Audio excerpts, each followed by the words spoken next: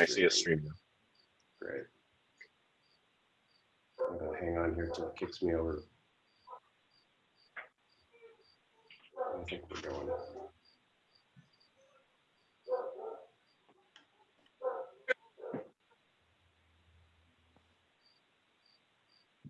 Nancy, are we expecting all of the town board members? I thought so. Let me come back to, Well, we're all here except for Mark. Mark?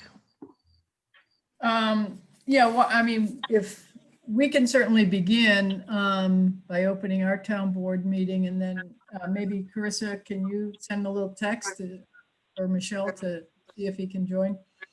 Sure. I did send a reminder a little earlier, but I don't want to hold up. Didn't he say on the last call he couldn't be on? I think not he said he remember. couldn't be on. That could be. Yeah, so I think we should proceed, and if we can reach out to him and he can join, that would be great. And if not, then I will text him. thank you. I appreciate that.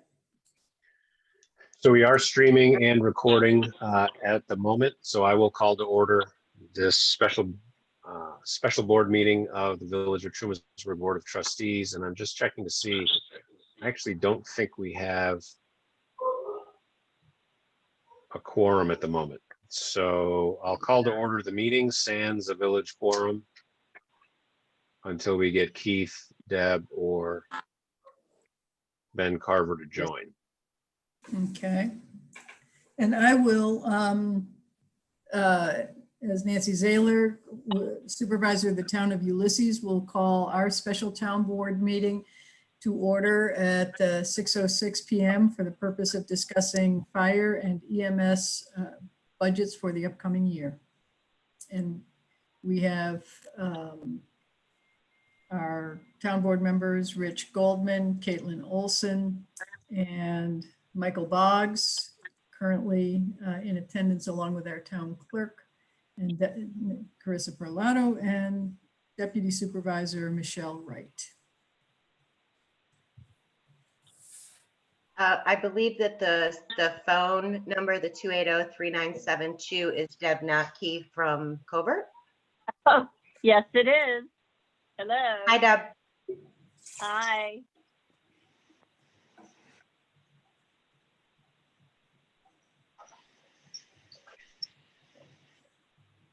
Okay, let's see. Does Covert need to call a meeting to order? I don't think so. No. Alvin, anyone joining you? Yes, Jessica Rogers from our town council. We're not calling the meeting to order. We're just going to, she's a part of our public safety committee. Okay, welcome, Jessica. Thank you. Hello. Right. And I am going to stretch, as they say, for 30 seconds to see if we get another couple of village board members to join. So is Mike Reynolds on the phone yet? Don't see him. Well, he's the one that sent me the information, so he said he was going to be on, so hopefully he'll be here. Okay.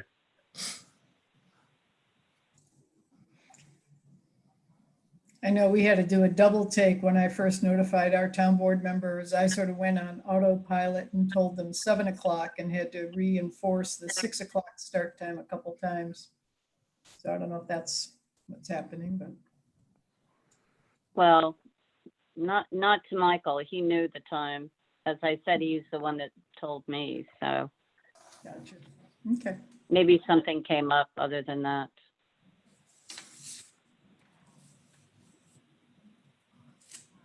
All right. I'm texting with Debbie, Okay. our Debbie. Do you want me to get the other two as well? I just sent Keith a message. Haven't heard back. You can text Ben Carver. Deb is not available. Okay.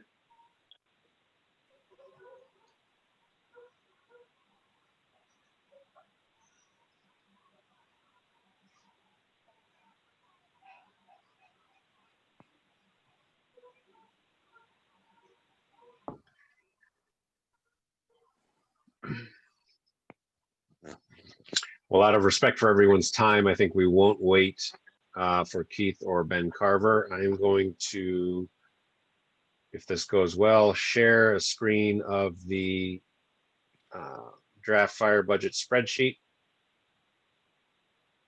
We can go through it line by line to anyone's satisfaction, and I'll hand it over to Ben Darfler and Fire Chief Taylor to go through any of the details that they want to cover. I believe if you're on a mobile device, you can zoom in yourself. I'm not quite sure what kind of Zoom capability you'll have on a desktop. And obviously, if you're on the phone, you're not going to see the screen. I got it. Let me know. Let me know if anyone can't see. Yeah, I The won't be spreadsheet. able to, Gordon. I'm on my Okay. phone and I can see it. Yeah. Well, I Right, but can't. you're connected via the Zoom app. Deb Naki is just called into the call-in number. Oh, got it. But Yeah. I printed off ahead of time the budget fixed and variables versus the variable. Is that what you're talking about, Gordon? No, this is the actual budget itself. We'll start Oh. with fire. All right. This is the one with all the columns that show each year adopted versus expended. Would like to And start. Go ahead, Ben Darfler. I'll let Ben and Matt take it away. Good evening. I'll start. All right, yeah, This is why my. don't you go ahead? I'm Matt Taylor. I'm the new fire chief. If we haven't met yet, this is the first budget I've done without the help of the past fire chief. So I kind of delved right into it, and as you can see, we reduced the budget quite a bit this year to kind of alleviate for some of the COVID problems that we're having, that everybody else is having. I can't scroll that down at all, Rorden. Hold on a second. I'll have to do that. You tell me where you want it to go. Okay. Well, I just want to look at the bottom number right now. So this is different than what I had, I think, but as you can see, there's about a 2% decrease in the budget. And there's a couple of reasons for that. Is some of the money is getting shifted around a little bit. There's a few things in there that you see some big jumps on. Probably the big one that jumps out at you is 2,900% increase on the fire radio balance line in the reserve account. That's because the current portable and mobile radio system that we have is discontinued and has been for about 5 years now, or maybe even 10 years, and parts are no longer available. So it's time to start to think about how do we replace the radio system at the fire level and to maintain our communications. Now we think about radios as being somewhat cheap. There's a caveat to our district. One is, or the biggest one is that we operate in 3 counties. Unfortunately, all 3 counties have a different radio frequency. So it makes it a little bit tough. So Motorola actually makes a tri-band radio so that we can carry 1 radio and talk to all 3 agencies, as opposed to carrying 2 radios, which is what we do now. There's a grant through Tompkins County currently to help offset some of the costs, but a portable radio without the grant runs almost $6,000. That's the mic, the charger, the antenna, the radio, the whole 9 yards. That's the state contract negotiated price. And we have roughly 40 of those. So that number starts to tick up pretty fast. The portable or the mobile radios, which is what is found in each apparatus, runs about $8,000.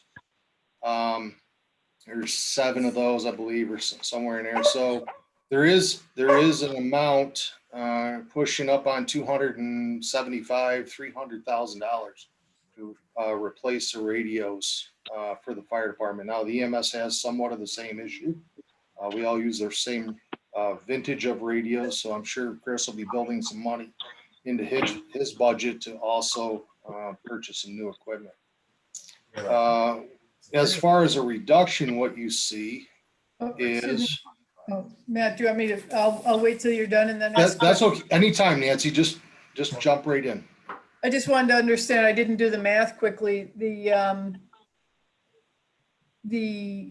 the plan to replace all of them in 1 year? No, the plan, so the $60,000 is basically over a 5-year period.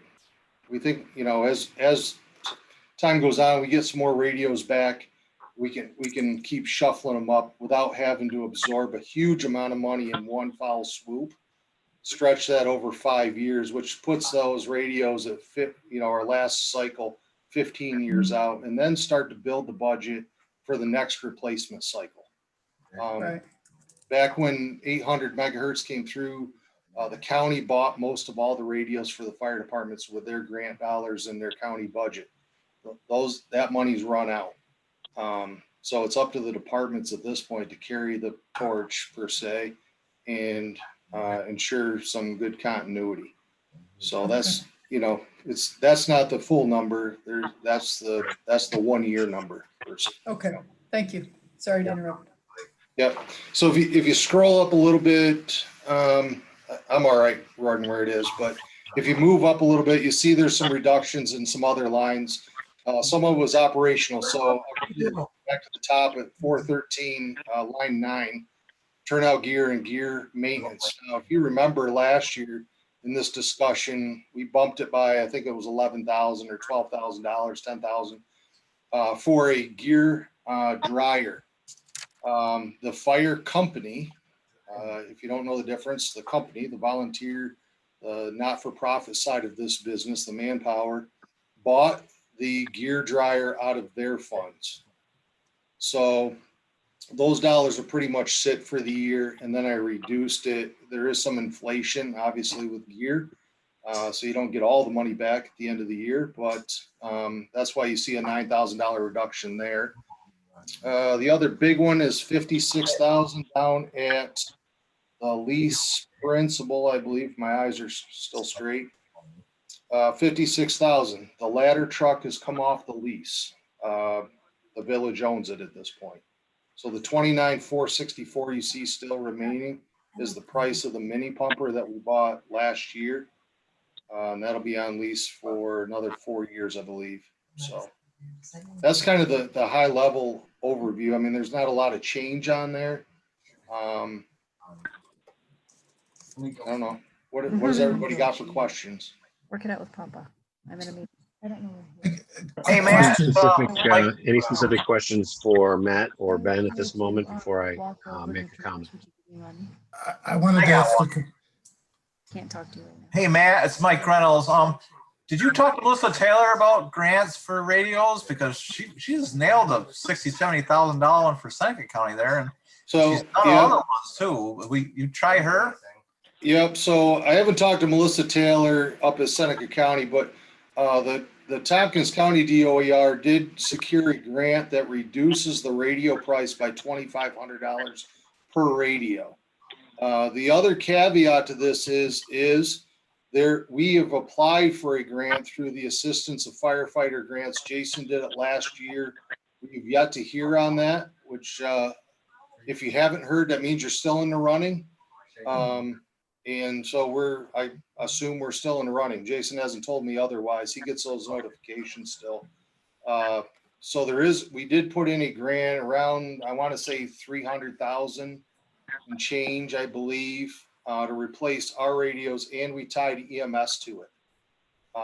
So if next week those dollars come in, I don't mind reducing that line back down to something, back down to the $2,000 or for pagers and whatnot, which is really what Jason used to buy out of there. So it's not set in stone, but it's really kind of what the plan looks going forward if we don't get a grant. So yeah, we did chase the grant down, Mike, and we're working on it. All right. Yeah, Melissa, she's good at getting them for some reason. Matt, Gordon, Selvin, I got a Go ahead, Al. question. Sure. Just a quick question. I wanted to understand this. I was looking at the line here. It says the proposed budget is 471,083. And the Yep. adopted budget was 480. How do we get changes of 13,620? Wouldn't be a minus, isn't it about a minus 9,000? Yeah, I don't know. I didn't run the formulas Spreadsheet. on it. Yeah, I okay. just fill in the prices. Oh, That's a maybe, good maybe point. It Gordon looks can like- make that change quick. Yeah, it should be a 9,000 under. Should be. Yeah. Yeah, Yeah, it it looks shows like a that's wrong there. percentage change down. It might Yeah. just, the math might be backwards. But you're right, Alvin. It's 9 and change, 8-1. and Gordon, it looks like Michael Boggs wants to weigh in when it's time. Yeah, Michael, go ahead. So is the radios are 300,000, you said? So it's 60,000 here is what you're putting in? Right, 60,000 over 5 years is the plan, Mike. So next year you would see another 60,000 going in. Okay. Is Yeah. there, Roard knows what I'll ask next. Is there a chance we can like show the reserves? So that we know that there's 60,000, then 120,000 and then 180,000? Yeah, there's not much in there. So there's a reserve balance right now of 4381 is what I'm showing. So the change Mike, the should reserve be, account balances, are right here. I don't know if you can see the cursor moving. Yeah, well, I'm getting to be like Mr. Magoo, so I see there's numbers in there. Okay. I'll read them off. The fire Oh, that's apparatus okay. reserve at the moment is 460,000, and I'm going to round Okay, for the sake of it. Firehouse building reserve balance is 155,000.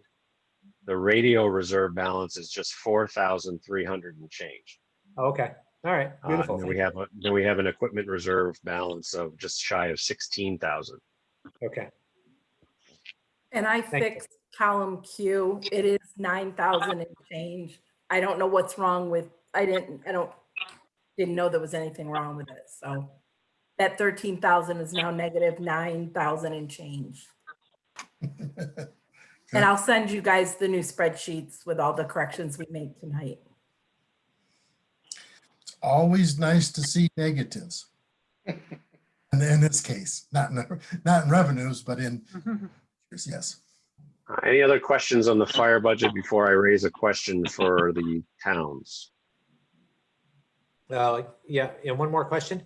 Yeah. So Matt, you said there was reductions because of COVID. Is that just, was your business quieter since March?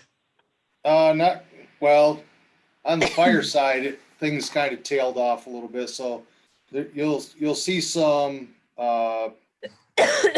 some differences probably in this year's budget. I don't suspect there was enough to really tail it off any great amount. Wasn't like we didn't run any calls for 4 months straight. We might have been down 10 or 15% for the first few months of when COVID was really hot and heavy in this area and in New York State. But we didn't really run into COVID like you would see in other areas of the state in this county. So people were still using the services, fire alarms, fires, car wrecks, things of that nature. So I don't know. Chris might have had a dip in his business. I'm not sure. His business is a little bit bigger, but mine didn't move. The fire side didn't move that much. But Matt, were you referring to the financial hardship that the towns were having or less Right. fire activity? Yeah. Well, it's both. So a little bit less fire activity and some questions. I think that's where Gordon's going to go. So a question, and then that's why I keep deferring. I do want to make sure that any other line by line or line specific questions get asked first, if anyone else has any.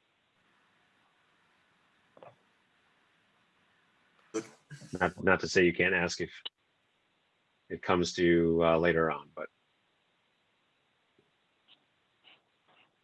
My question for the towns is this. We have had some discussions, and by we, I mean Ben and Matt and I have had some conversations about in an effort to offer some financial relief in 2021 to the towns, we can, based on our replacement cycle that we readjusted last year, we could reduce significantly the fire apparatus reserve contribution line, currently set at 125,000. We could reduce that for the 2021 budget year.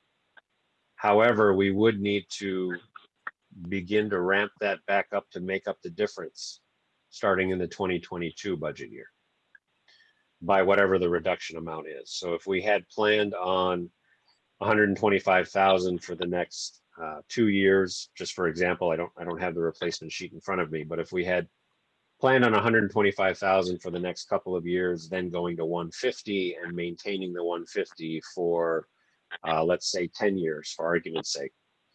If we reduce 2021 from 125,000 down to say 50,000, then the 2022 number would have to be increased to 150 to 175. And then we would have to maintain that higher level. Let's say 175 to 200. We would have to maintain a higher reserve contribution number for several years going forward, so that we don't get behind when our next large replacements, and the largest one will be the ladder truck in 2030 or 31. That particular piece of apparatus cost about $750,000 in 2012. By all estimates, by 2030, we'll be approaching $1 million for that piece of equipment. So I want to just throw that out there. You know, we have a slight reduction in the fire budget already for this year. As the towns are putting together your budgets for 21, if some incremental assistance would be helpful. Not that I think any of you will say it won't be helpful, even if we were to reduce it further, but you know, if that is something that you would like to see us build in, then it is possible, but you are signing up for a larger increase in the forward years guaranteed.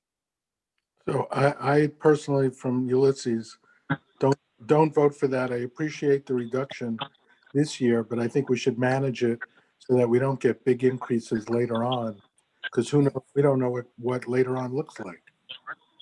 So I believe we should live within what we got.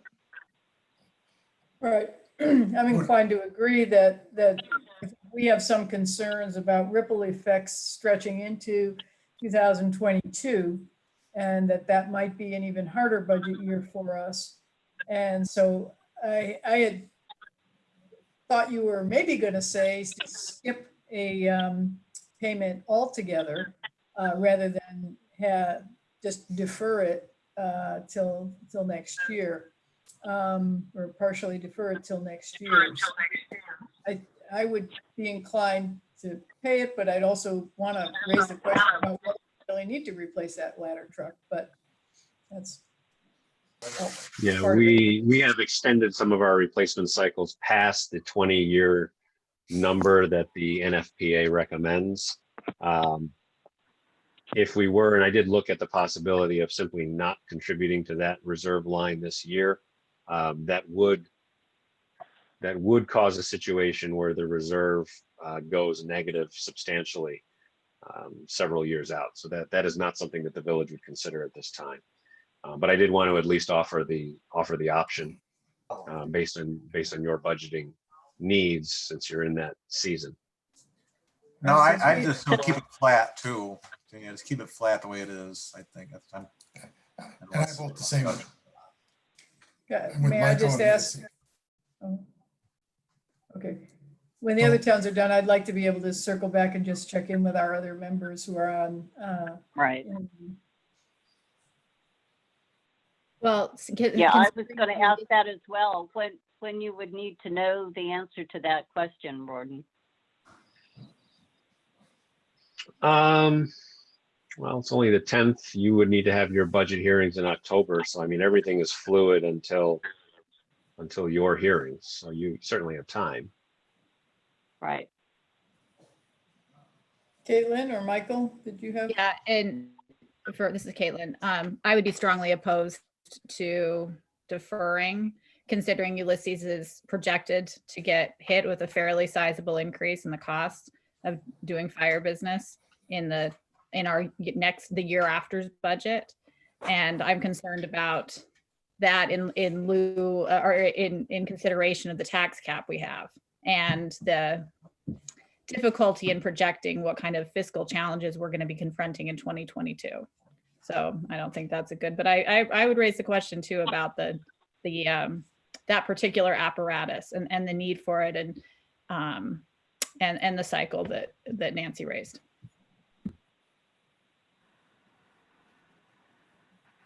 Any other town board members from any of the towns?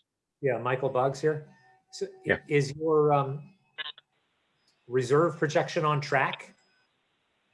As far as, is that Yes. enough money?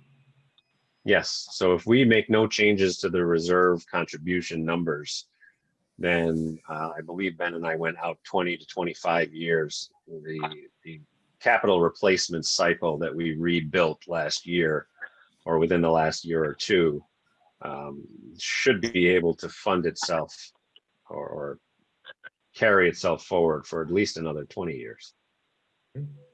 Okay, thank you.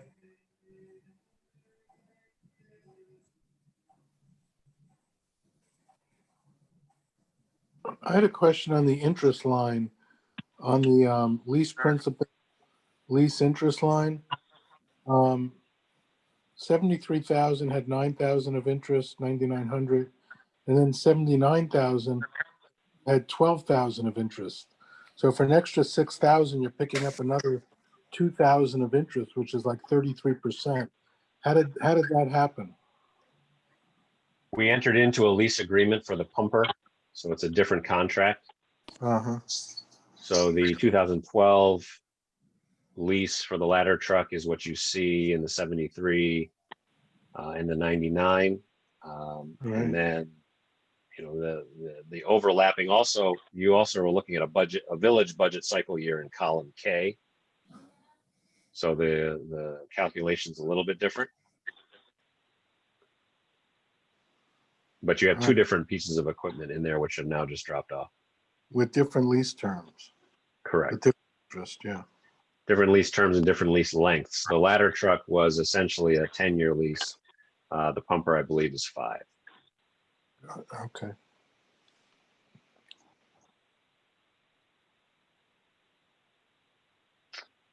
Nancy and Caitlin, to your question, which actually leads to something else, which I actually had not thought to get into tonight, but I suppose we may as well since Chief Taylor is here.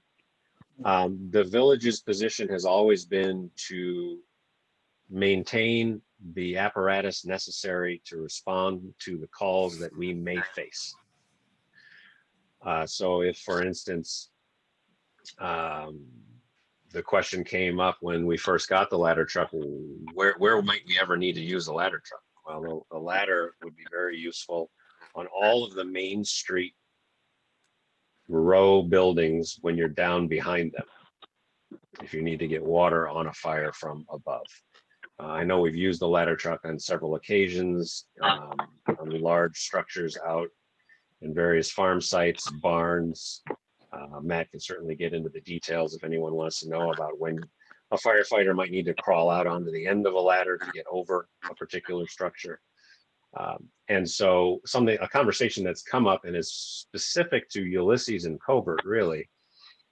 There are a number, the reason I segue this way is because it's an example of specific equipment that has the type of use that is not necessarily needed throughout the fire district, but can be very important to certain segments of the fire district. And in Covert and Ulysses in particular, you have a number of lake properties, and Matt can probably give you the actual number. You have a number of lake properties which are essentially inaccessible from the land. And for a number of years, 20, 25 years, volunteers with their own personal boats, when needed, have used their own watercraft to get to some of these locations. Now I can tell you that there will be a number of village residents very angry with me if the village fire department ends up purchasing a boat, because they'll ask, why does the village need a boat? But here again, we have a situation where the need for the equipment exists. And a question to you all, specifically Colbert and Ulysses, is what are your thoughts or opinions about potential ways? I can certainly come up with ways, but I want your input about potential ways to share the cost of that. Is it fair to, for instance, like the ladder truck, is it fair to simply say we need this piece of equipment and we're going to share it across all contractees, even those who won't ever use the boat? That's essentially what we do in the case of a ladder truck. Or would you prefer more specific budgeting breakdown based on the usage of a piece of equipment? And the reason I ask it that way is you can imagine there are far-reaching ramifications to the answer that you give. It's not just ladder trucks, it's not just boats.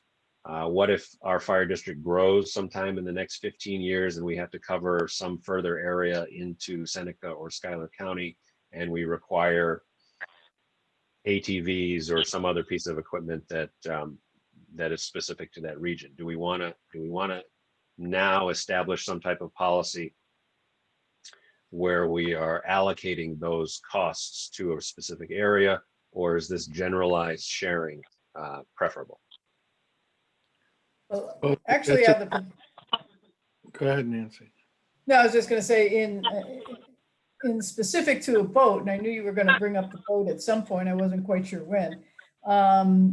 There actually, it might be an opportunity for a broader intermunicipal sharing of costs, because I'm guessing, I don't know if the city of Ithaca has a boat that they use on town of Ithaca properties, but town of Ithaca might be interested in sharing a boat. I don't think everybody needs their own boat, because I think the number of fires at any one time would lend itself to having a shared boat, and it might be a possible grant-funded item. Certainly we'll pursue grants anytime we can. Matt, do you want to speak to what's available on the lake from other municipalities? So Ithaca no longer mans a fire boat. They've decided it's not feasible for whatever reason. They still have a boat, but not really a firefighting boat. They have what they call a Zodiac that they use most of the time, which is like one of those little military half rubber with a plywood bottom type boat that they use for water rescue. I know on the other end, on the north end of the lake, I think it's Union Springs has a sizable boat. Best day, best weather, 45-minute trip from them to us. A big building can burn to the ground pretty fast. To give you a reference, we did a barn burn in July down on Rice Road. That big blue barn was taken down by fire. That barn went from ignition to on the ground in 13 minutes. So it lends itself. There's some very large houses on the lake. And unfortunately, the way the zoning is, and for whatever reason, it's not my call, they're stacked right next to each other. So a house on the north end of, let's say, Watermark Road catches on fire and there's a stiff north wind that day, it's going to burn the whole row of houses down. So in Watermark is one of those places we can't get apparatus to. We can on the top side, but once you break down to the north and around through the rocks down to the shoreline, we're out of space. So those are kind of some of the big concerns as far as fire goes. The other big risk on the lake is loss of life from drowning or lack of rescue. Some of you may or may not know the lake is heavily used in the wintertime by duck hunters and fishermen. Taganek Falls State Park maintains a bubbling system. that allows people to launch their boats 24/7, 365. And if you go down there on a nice January day, you'll see 6 or 7 boat trailers down there. So there's people on the lake constant. I did hear that Lansing's in the business of buying another boat. That hasn't come to fruition, so who knows? It's just rumor at this point. They don't have anything at the dock. So it is definitely one of those vulnerable areas that basically I lay awake thinking about at night. How do I rescue a boat full of people and kids in the middle of the lake right now without a boat? I don't. We stand on shore, we watch. That's kind of, one of the caveats to the lake is there's not a lot of options. You don't want to swim out there. So I want to ask a question. Sure. So this boat that we're talking, not the boat, but the ladder, what's the piece of equipment that you only would use on the lake? What's the name of that thing? Oh, the ATV, the Kubota. Well, we have a Kubota, but that's not set up to fight fire. That's more for remote rescues, gorge work, the national forest that we cover, things of that nature. But is it the pumper that you would bring to the lake because you can't? So we have a mini pumper, yes. That'll probably make it into 50% of the driveways. Some of those driveways are steep and they're long and they wind and they're very narrow, which is fine if I can get the truck to the water to actually pull water out of the lake. A lot of those cottages don't have direct water access to where I can actually draft out of the lake. So I still have to bring water to the fire somehow. Right. So if you can't do that, how do you do it? That's what the fireboat does. Right now, we struggle to do anything. So you get down there, you do the very best you can, but it's not a guy that built $1 million dream home, and we have a little 554 down there to put his house fire out. Yeah, I got that. It's kind of a tough situation. But so here's my question: what is this boat? What would this boat cost? It's hard to tell. I mean, ballpark. Because there's some infrastructure. You got to put a dock in, a hoist, you got to have power, you got to have fuel capacity. The boat itself, probably for a welded aluminum fireboat, I'm guessing $150,000 to $200,000. So plus all the things you just talked about, the dock and everything. So you're looking at $300,000-400,000. Right? Yeah, probably. So my question back to Rorden, because I think he brings up an interesting point, is if this is only for the lake, is there a way to carve out, Nancy, or is there a way to carve out a special fire district where the lake people pay for it and the rest of the town and village don't have to, since they'll get no use out of it? That's the note I just made to myself. I don't know. Gordon, do you know? Well, I mean, from the village's perspective, the towns are contractees of the village. And we have always gone through this exercise of trying to equitably share a budget. There's nothing to prevent the village from charging something else other than what you see. So this is why I bring up the conversation, if the town of Covert or the town of Ulysses were to say, and I don't necessarily want to get into the scary what ifs, but let's just use a hypothetical. If there was a fire and in Ulysses and one of the $3 million homes recently built went up and was unsaved or unsavable because you needed watercraft. If the town were then to decide we can't have this happen again, please, Trumansburg, buy a boat and tack that cost onto our contract. There's nothing to stop us from doing it. You don't even need a special taxation district. You're just being charged more. No, but you would tax it to the town of Ulysses. What I'm saying is inside of the town of Ulysses, I don't want the rest of the town to have to pay for the $3 million house that's up. Right. So that would be a town issue to determine whether or not you can create that district. Right. We can ask that question and figure that out. The lawyer question. Well, as a private, I own property in, on the lake in Covert, even though I live in Ulysses. And ours is a commercial property. And about 8 to 10 years ago, before we owned it, there was a very live, very active wire that blew down and landed on the roof of one of our cabins. And fortunately, it was a metal roof. But it took 45 minutes, and our road is accessible for fire to respond. And our neighbor next door, who wasn't our neighbor then, but has a very nice new build house, he called his insurance agency the next day and said, "Give me whatever insurance I need in order, because I don't, if my house goes up, I don't think there's going to be anything left by the time anybody gets here." And that's not a commentary on response rates or anything like that. But I do know that when we were going through our property process and getting insurance, the response times and capacity to put out fires was factored into our insurance. And I understand that not everybody necessarily does that, but I think it's worth considering that the people who are building their homes, their homes have considered fire in the process, and may not have. I would be, as in the town of Ulysses, I would be very reluctant to impose upon everybody the cost of a $500,000, of which we'll pay half. If it's imposed on us, we'll at least pay half, right? If it's only imposed on town outside village, including Seneca.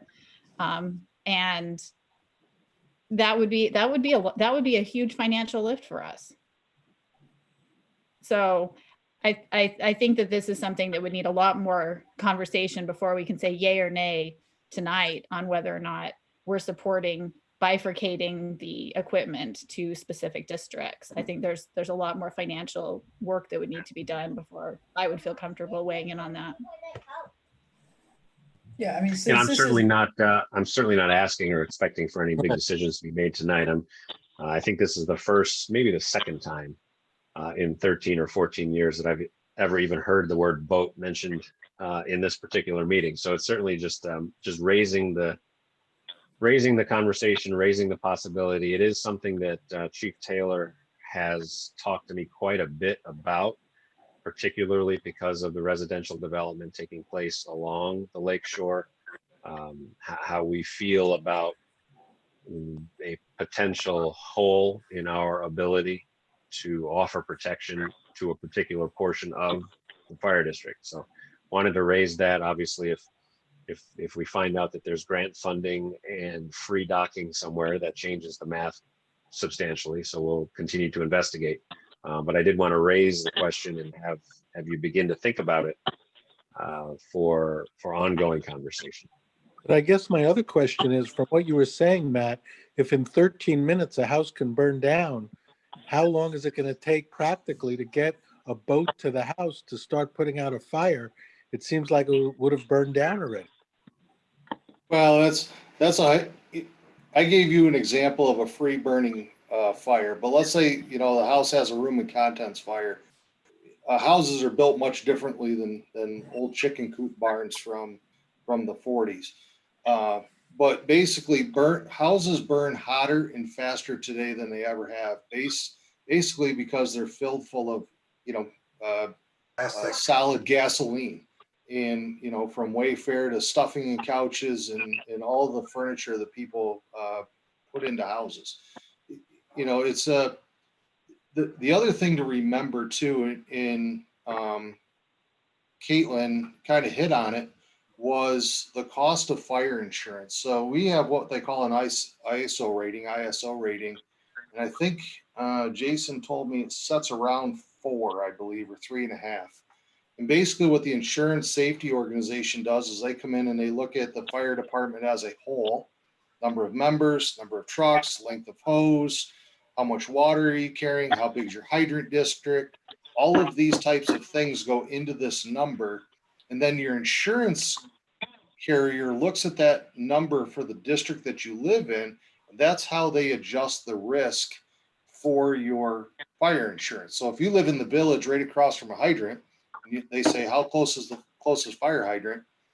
is 50 feet. Oh, you get a little bit better rate than somebody who lives in the town of Hector out amongst 5 acres in the middle of the national forest from the firehouse. So there's a lot of things that go into it. And one thing I can explore is how that ISO rating changes with a boat on the lake.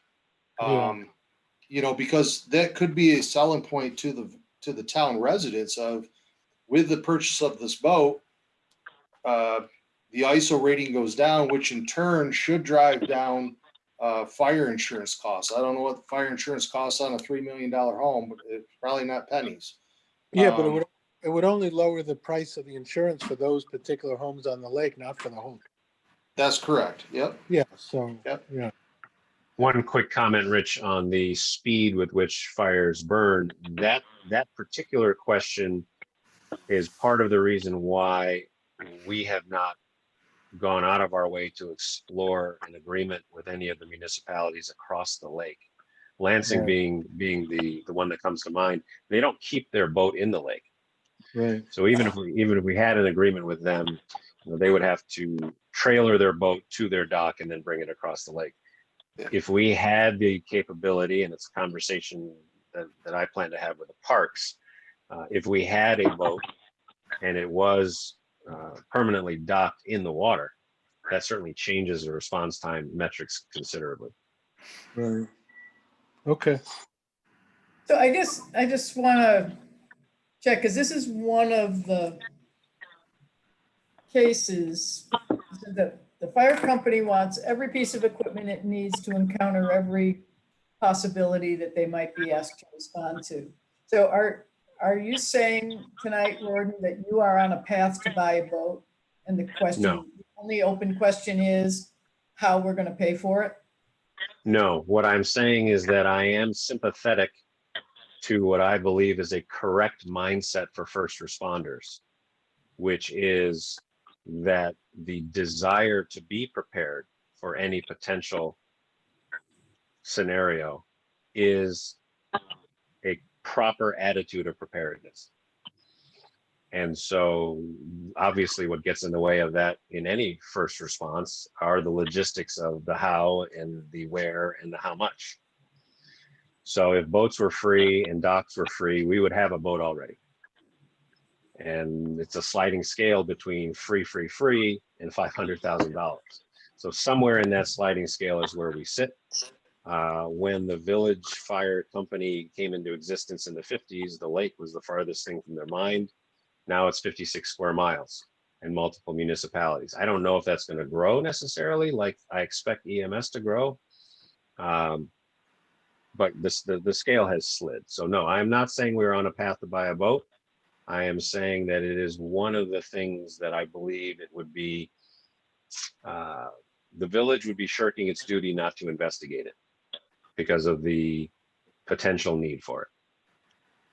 Okay, I mean, because this is where we have our point of tension. I mean, if this was a collaborative or a cooperative, we would all be sort of weighing in more than just giving an opinion to you to make a unilateral decision, which is sort of how we operate now, because you run stuff and we pay for it. I mean, I appreciate the realities, and I know on behalf of our residents along the lake, I'm sure they want and deserve, you know, the best fire protection that we can afford to provide. I'm just trying to clarify process, because because there's no boat in this budget. And if there's going to be a boat in the next budget, I want an opportunity to talk more directly about it before a decision's made. My request. Sure, no, understood. And I'm sensitive, Nancy, to that. I mean, the reality is there isn't a mechanism for this to become a consortium style collective or collaborative. You know, state fire law with respect to village departments is clear.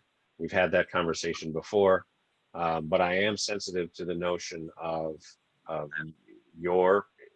personally yours, as well as the town's in general, desire for more input. So that's why I raised this.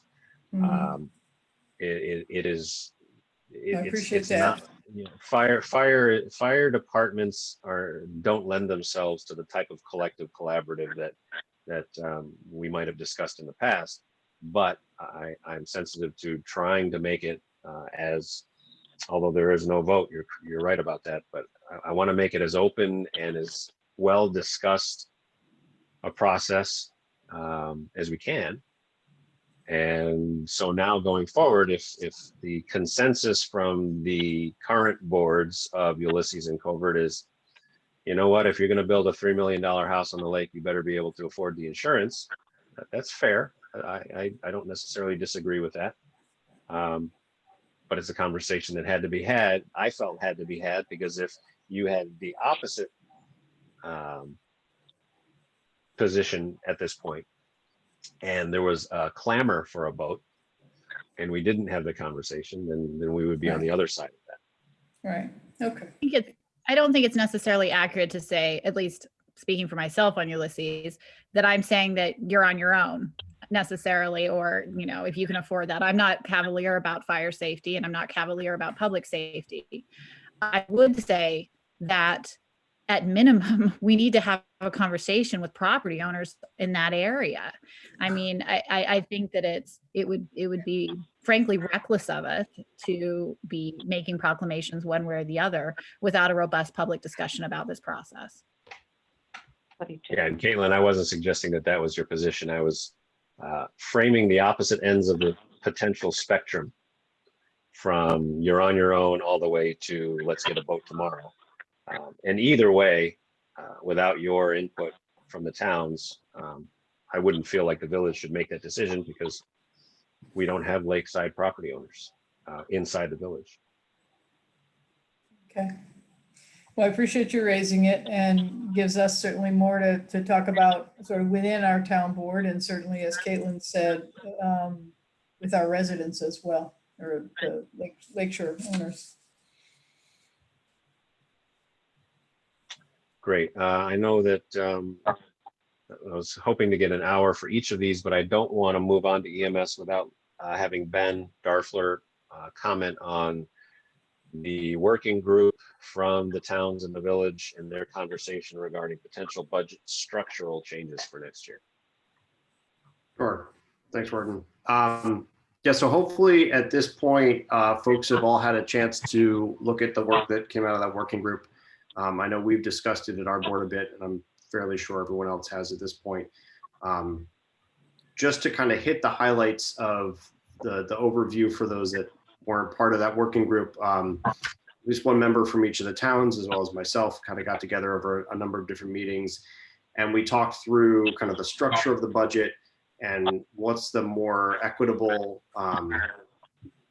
and kind of stable way of splitting up that budget. Because in the years past, we've heard two different tracks of kind of contention around the budget. One is the call volume can swing kind of wildly at times and cause it to be a little bit difficult to budget forward. I know we've had plenty of conversations around, is there a way to kind of build in a buffer into the budget? My understanding and working with Gordon is that we've kind of investigated that path, and unfortunately, unlike kind of a tax stabilization fund that you can have for a municipality, there's not really an ability inside the fire budgets per se to make that really a cushion there.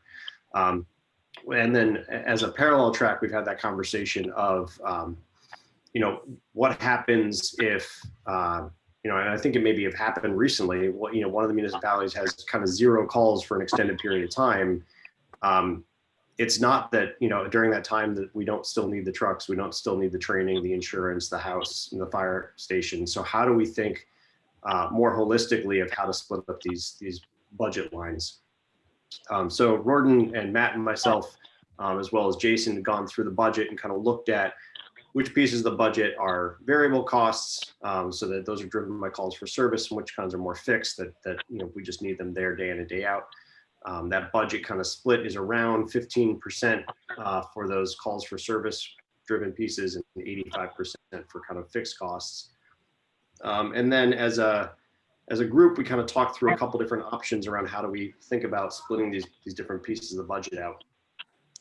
And after a couple rounds we came up with that spreadsheet that I sent around yesterday. Hopefully, a few people have a copy of that. But just kind of the high level is we basically looked at keeping the calls for service as that 3-year trailing call volume as the way to apportion out the budget lines that go against call volume, right? The gas, wear and tear, those types of budget lines. And then borrowing from the way that town and city of Ithaca and other municipalities share their costs, we looked at splitting the assessment, using the assessment to split the cost for kind of all the other stable pieces, the trucks, the firehouse, the training, that kind of thing. And knowing that going into 2021, and I know we're also hearing, potentially farther out, there's some concern with budgets. We figured let's hold off and not implement anything right away. So this is kind of just a slow movement towards phasing this in starting next year for next year's budget. So this conversation next year, we'll start talking about this new formula and then slowly phasing that in over 5 years from there on. So 20% of the change every year for 5 years to just kind of ease into the new formula, trying to keep that as low impact to everybody as possible.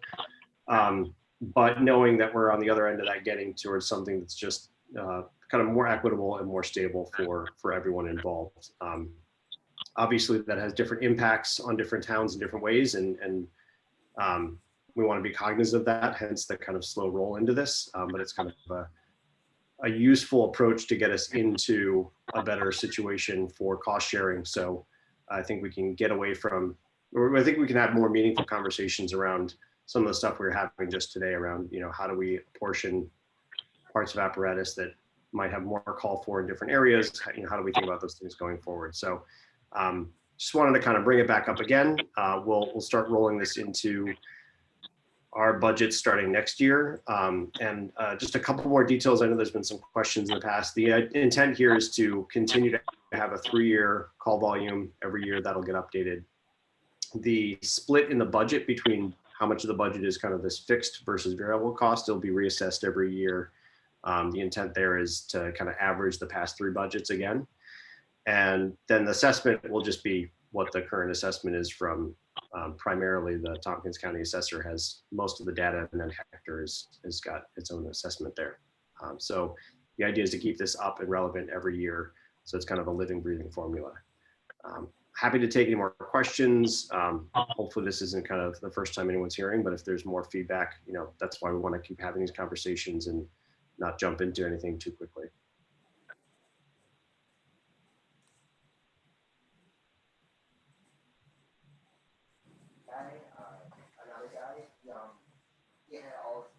Thanks, Ben. Appreciate it. Any questions or comments on this piece? Obviously, as Ben said, it's I won't call it necessarily a work in process, although it is. But there's been a lot of work put into it already. I appreciate the time from the other towns and your members who participated in the working group in helping to put this together.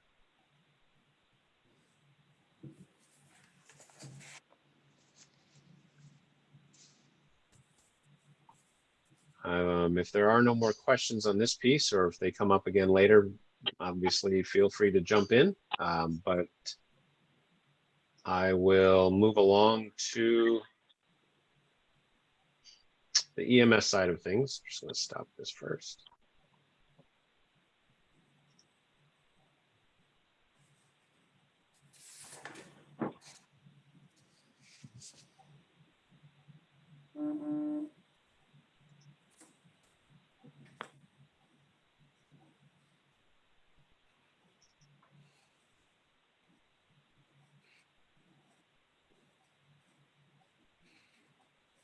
Okay.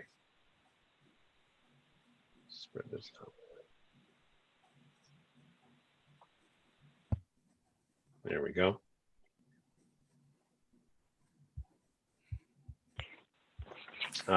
Chris, I don't believe, did Ben Carver make it? Yes, Ben is here. Great.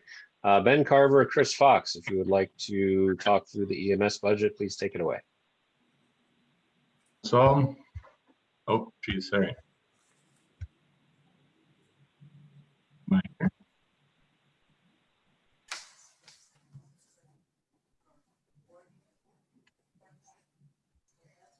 Go ahead, Ben. Yes. All right, my video is We can see you. here. I can't see you. I can hear you. Ben, are you able to see the budget spreadsheet? Sorry, I'm having a little bit of difficulty. I can't see anything.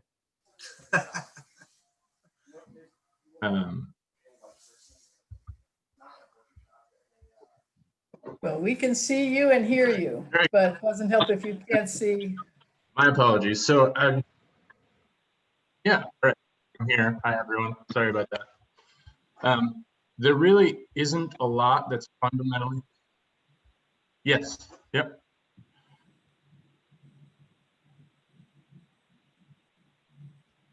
Oh, now I'm hearing myself. Can you hear me? I can hear you. Yes, we can hear you. I'm hearing an echo of myself coming back. Yeah, just wait till you get to be our age. Oh, God. I have the video up is what it is. So I'm hearing the video come back at me. So there's nothing fundamentally different about the EMS budget that we're planning on this year. Obviously, you've all seen it, so nothing is surprising.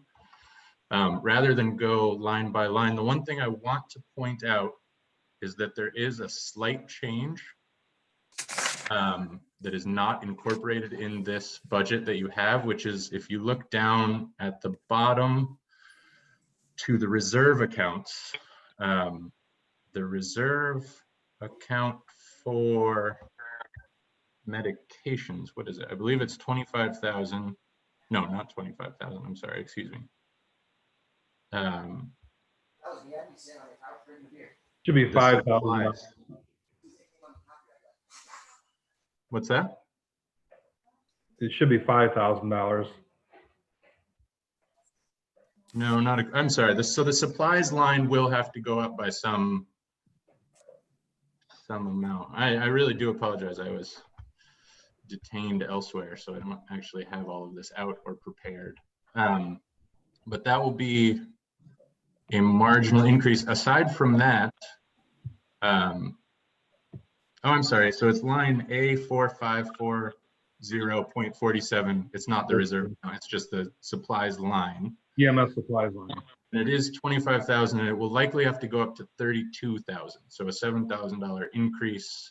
And that is because CMC, they've actually threatened to do this before, but it looks like this year they will stop exchanging our medications, which will increase our supplies,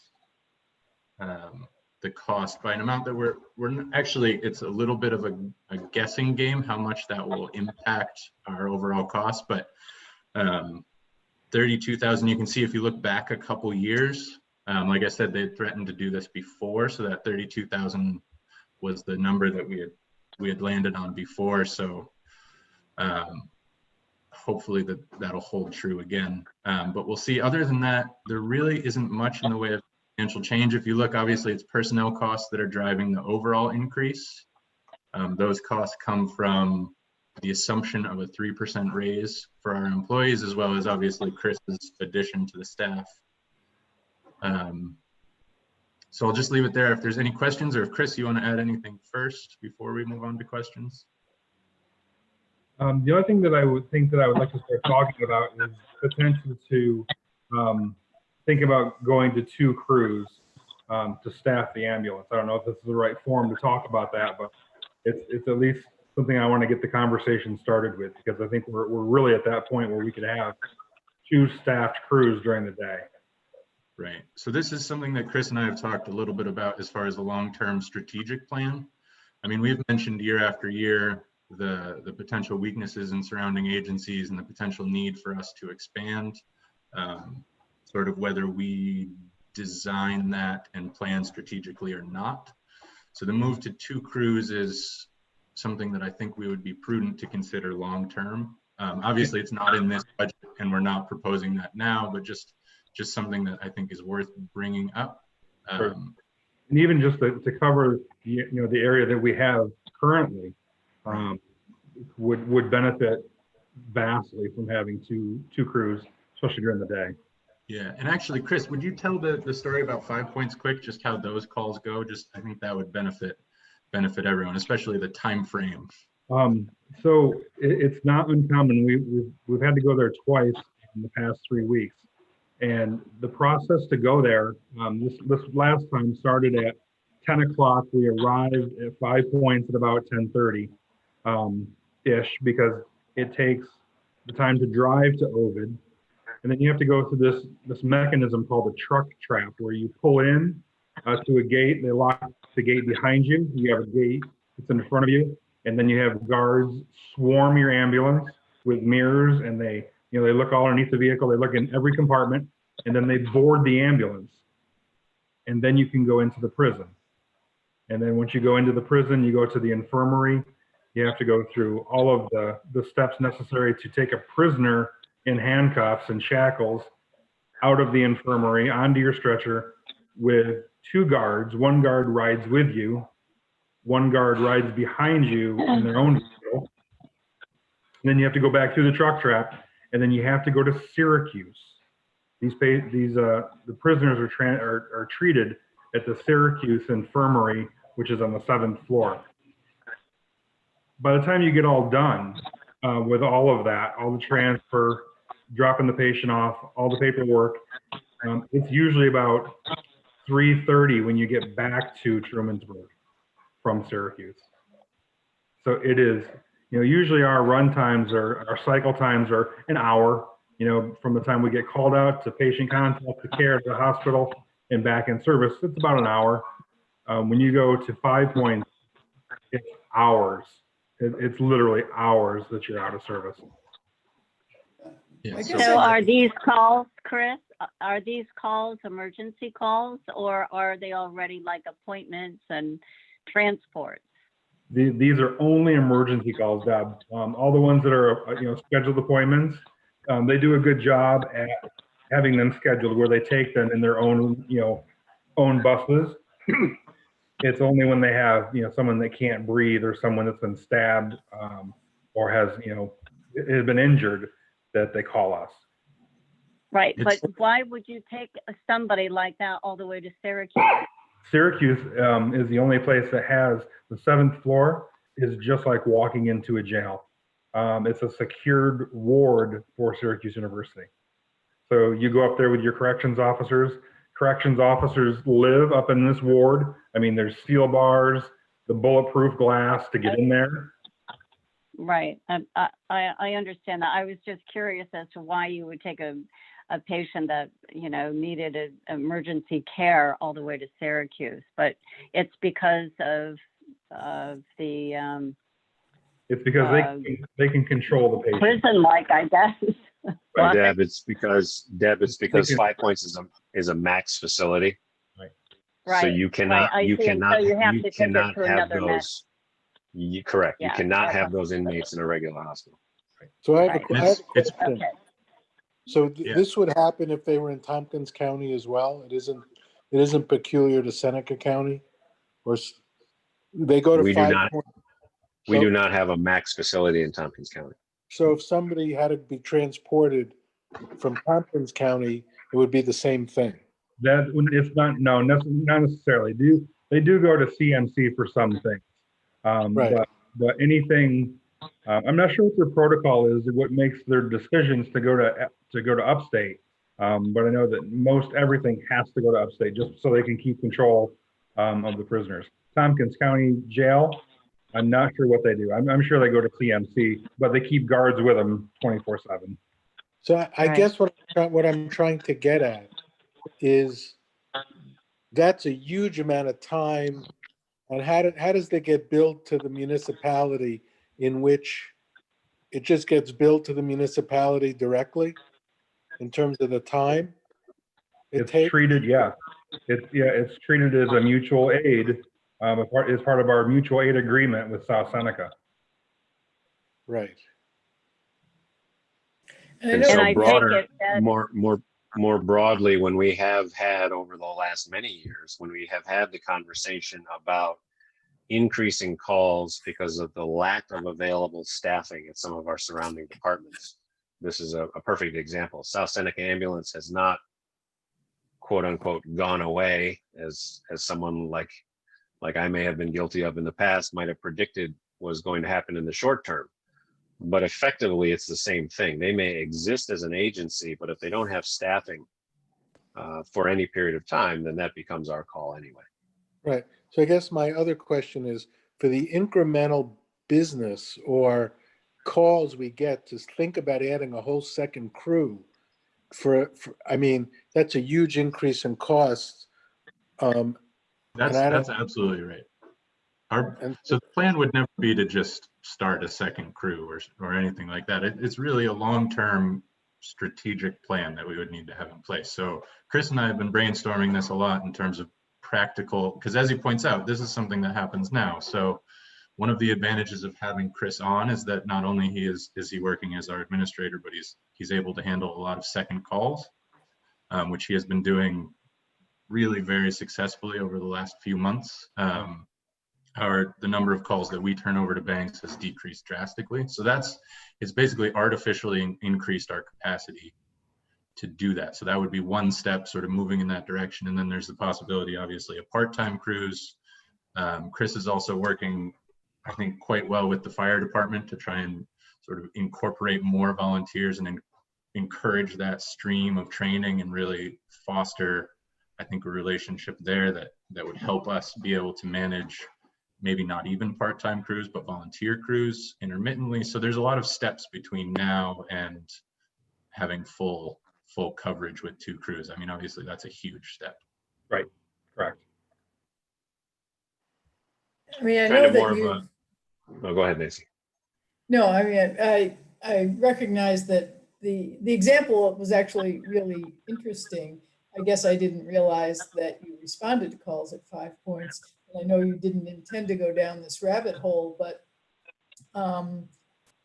the prospect that we in our relatively small municipalities are assuming the responsibility and cost of providing ambulance emergency medical services for New York State's maximum prison feels like a misplaced priority, and that a payment in lieu of taxes would be the kind of thing I would expect the prison system to be paying back into our cost sharing agreement here. So that we've just started looking into this, and it sounds like Roden has something else to say, but one of the things that Chris and I have been investigating is the degree to which we are obligated to respond to mutual aid calls in general. So there's a number of different mechanisms that we might be able to do to limit specifically 5 points calls, because those are I mean, they're an outlier, obviously, as far as our mutual aid calls, but they're not the only one. I mean, and obviously patients can request transport to any area hospital. So there's a lot of calls, with one ambulance. Obviously, a company like Bangs has some flexibility built in because they have a lot of ambulances. For us, if we have any single call that takes a lot of time or a lot of resources, we don't necessarily have a backfill option. So we've been working on that, and I think that's one of the reasons that the whole idea of a second ambulance has come up. But sorry, Roden, you were about to say something. So No. I have a question. Oh, Go ahead, Deb. I have a question. So let's say that 5 points calls. Do they typically wait for South Seneca to respond, or is it set up through Bangs? And if Bangs can't make the transport, then it goes to the next either Trumansburg or South Seneca that's available. Bangs isn't a divisor for 5 points. It's in the South Seneca ambulance district, so it's their responsibility initially. What happens is when they only have one ambulance and they're out on a call, we're the mutual aid backup for them. All right. So it's and not Finger Lakes or anybody like that either. The other one that's in South Seneca or in Seneca County. Or Yeah, they're ambulance It's services that are in Seneca County. Right. All right. Okay, thank you. Welcome. Hmm. So what and I want to see if there are any other budget or specific budget related questions before I kind of get to a broader issue which relates to this whole discussion with 5 points. Well, I can't see the budget, Gordon, so I'm sorry. It's up about $34,000, Deb, about 3% plus. Okay. Couple of The questions. broader conversation, and Nancy is certainly aware through TCOG, I don't believe anyone from Covert or Hector would know. And actually, Ben Carver, I apologize. I meant to bring you up to speed on this and drop the ball on it. You know, there's a broader conversation which goes to what Nancy just said about small municipalities being responsible for some of these things. I've been pushing for a while now to. It starts in the village. We have residents who will often say, you know, why is our small village ambulance department $1 million budget? You know, it takes a while, and it certainly requires a lot of effort to get people to realize two things. Number one, it's not a small municipal department. It's a department that covers 112 square miles, which makes it squarely one of the largest paramedic 24/7 agencies in central New York. Bang certainly has more calls, but their certificate of need is for Tompkins County, which is less size geographically than our coverage area. So that's evolution number one is, and I know you all understand this because you've been looking at these numbers for years like I have, but it's a large agency now. It is also going to grow, whether it's because another agency disappears or call volume simply increases to the point where all of the agencies are more busy. Our agency is going to grow. So when we start talking about a second rig, it's not like, who can I pick on? It's not like a car dealership that decides we want to expand and sell more cars, so we're going to buy the next car dealership over. Chris will appreciate that enough. It's because we have to. You know, I think the industry standard, correct me if I'm wrong, Ben or Chris, but the industry standard is about 1,000 calls per year per ambulance, which is right about where we are now. So we don't have to decide we need to staff a second crew. We're already beginning to have to from time to time when we need to, in order to not have bangs come and respond to a second call.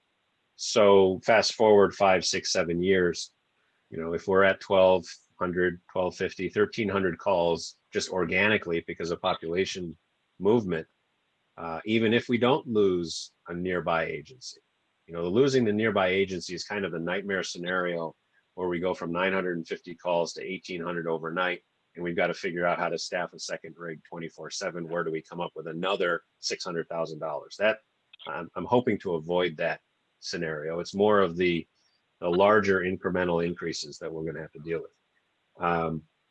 The part I alluded Gordon, to that Covert, yeah. One thing that I don't think a lot of folks know. One thing I don't think that a lot of folks know is that we also provide coverage for bangs too. This year alone, we've been to Ithaca, in the city of Ithaca, to cover calls, and or be on standby at the hospital to cover more bangs calls because all of their rigs are out and we're next up. So we actually send a crew to Ithaca. And so that dovetails with an effort that, as I said, Nancy is aware of through the Tompkins County Council of Governments. I know Deb Nocky remembers them fondly. Yes, I do. Tompkins County Council of Governments, which is a collaborative organization of the 17 county municipalities, including the county. We revisited a discussion about EMS services, and were able to pass a resolution, and we all know what that means. Nothing unless someone else does something with it. But I think it's an important step, able to pass a resolution to ask the county legislature of Tompkins to begin lobbying Albany to consider funding using either a CHIPS model or a state transportation authority model, funding for municipal ambulance services as an essential service. I've had conversations with some state reps already. I think it's the kind of thing that if we can get some traction At the county level, I'd like to have conversations in Seneca County if anyone is willing. I'd like to have conversations in Schuyler County. The rural municipalities in particular need to, and there's nothing like a pandemic to highlight the need for it. We need to treat ambulance and EMS as healthcare. And we need to get Albany to consider it and take it seriously. But this is, when we talk about healthcare crisis, a lot of the times we're talking about how to pay for it. A real healthcare crisis is if you can't get the paramedic to the infant not breathing, which was the case last week when we had to meet Schuyler Ambulance because they didn't have any paramedics on. So that is at least moving along. I'm hopeful, fingers crossed, and all of your help is greatly appreciated. I'm hopeful that if we can get that, if we can make some headway through that legislative process, that there's the potential for funding streams to come our way so that when, not if, we have to staff a second crew, it's not this huge increase to our collective budgets. We will have some additional funding to offset that.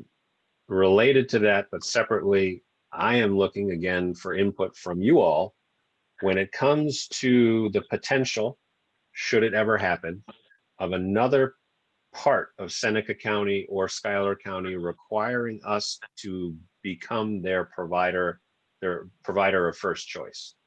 Most recently, it happened with Mecklenburg.